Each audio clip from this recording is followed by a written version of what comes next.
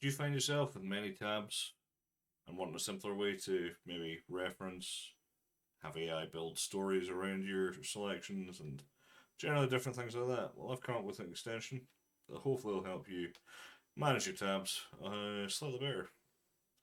So, for instance, I've got a whole bunch of tabs open, and let's say I'm doing some research, and I want to just save off some of these references. So, I'm just going to go through. Maybe this is important to my story. We'll save that. Maybe this quote is also important to my story. Keep that. I can now just close that, forget about it. As I say, all these paywalls, apologies. Oh, there's a nice headline. Let's save that story. How about also that? That's a nice wee pick there. And again, you can do this for as many tabs, references as you want. There's no limit. As I say, let's say I'll just create a few just so we can test this out. And that'll do. That's all we need for reference. So if we go back into the extension, you'll see that I have two spaces at the minute. And you can see that the active space now has 7 saved items. If I go in here, I could see all my items. So you can see here when it was saved. You can delete them. You can change their highlight colors if you've got a particular preference. But the most useful thing about this is I can go straight to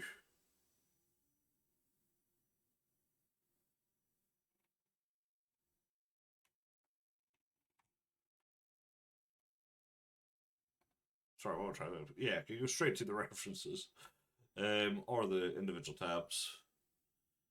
And if I want to, I can just open them all under one massive group. So you can see here, we now got Market Monday, all of our references here.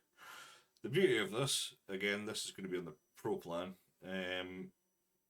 Everything you've seen here is free so far, so you can store all of your references and basically just manage them in a nice, neat way.